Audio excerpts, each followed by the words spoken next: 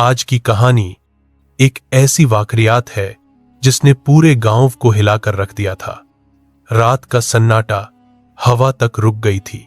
एक आवाज, एक हरकत और फिर कुछ ऐसा हुआ जिसे लोग आज तक भूल नहीं पाए।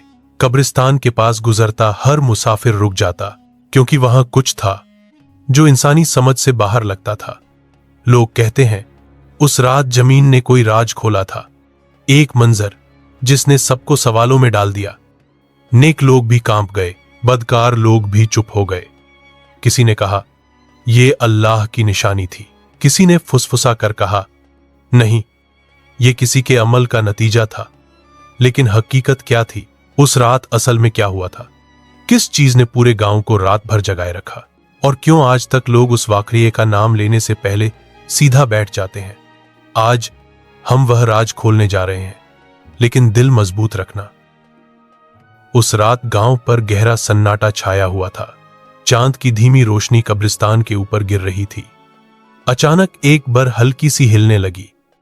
मिट्टी में हल्की हरकत हुई। एकदम बर से पहले एक हाथ बाहर निकला, सैयद कन में लिपटा हुआ, हड्डियों जैसा, लेकिन अभी गोश्त मौजूद था। वह हाथ आसमान की तरफ उठा, जैसे मदद मांग रहा हो। गांव का चौकीदार रहीम, जो रात को पहरा देता था, यह मंजर देखकर उसके हाथ पांव कांपने लगे, चेहरे का रंग पीला पड़ गया और अपना होश खो बैठा। वह चीख कर भागा और पूरे गांव को जगा दिया। लोग लालटेन और मशालें लेकर कब्रिस्तान की तरफ पहुंच गए। कब्र हाजी अब्दुल्ला की थी, जो 3 दिन पहले वफात हुए थे।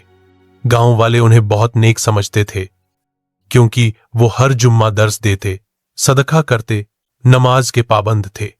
फिर ये हाथ क्यों निकला? इनकी कब्र से सब शक में थे। लोगों ने मौलवी साहब को बुलाया। मौलवी साहब कुरान पाक हाथ में लेकर कब्र के पास आए। सब खामोश थे। अचानक वो हाथ दोबारा हिला, जैसे कोई अंदर से धकेल रहा हो।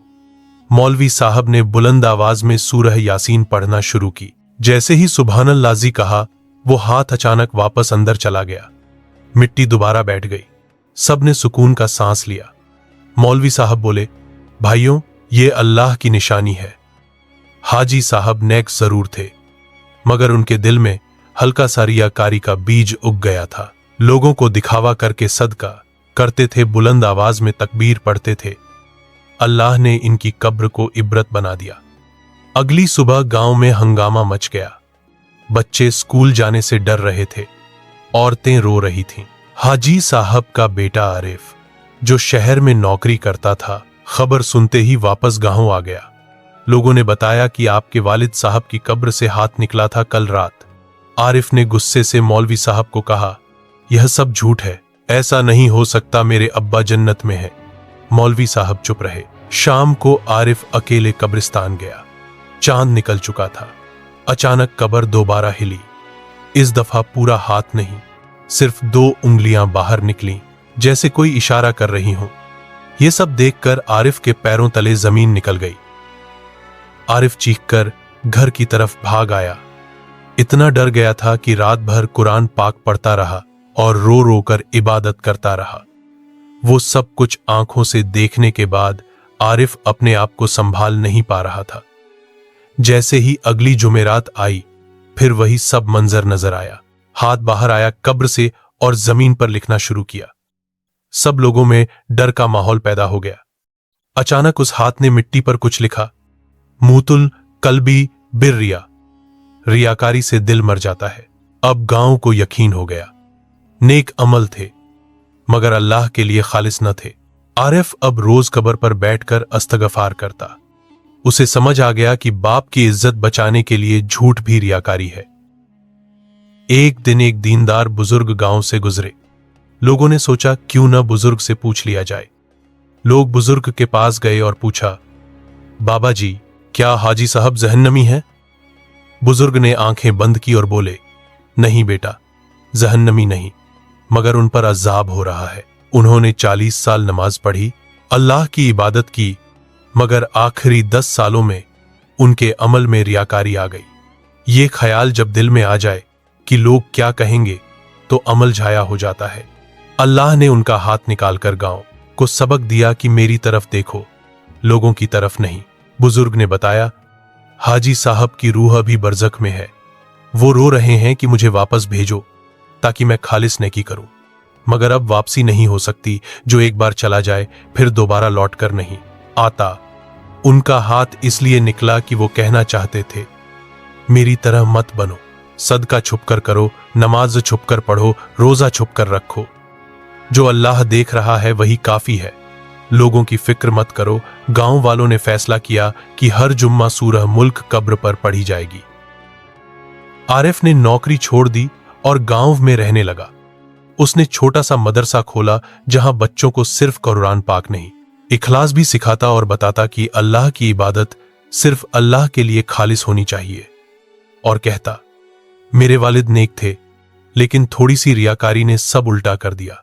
नेकी करो, मगर दिल से पूछो कि यह अल्लाह के लिए है या लोगों के लिए। जब बच्चे नेक काम करते तो हर रोज पूछते, उस्ताद जी, आज हमारी नेकी खालिस थी ना? इसी तरह 1 साल गुजरा। एक रात फिर कब्र हिली। लोग डर गए, मगर इस बार हाथ बाहर आया और आसमान की तरफ दुआ मांगने के अंदाज में उठा।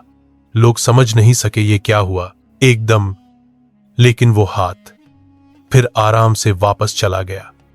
बुजुर्ग ने बताया, अब हाजी साहब का अज्जाब कम हो गया है।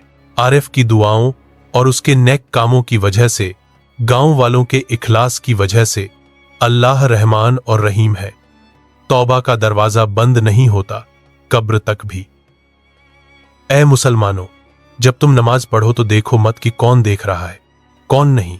तुम सिर्फ अल्लाह की रजा के खातिर अमल करो। इस बात का यकीन रखो, अल्लाह देख रहा है।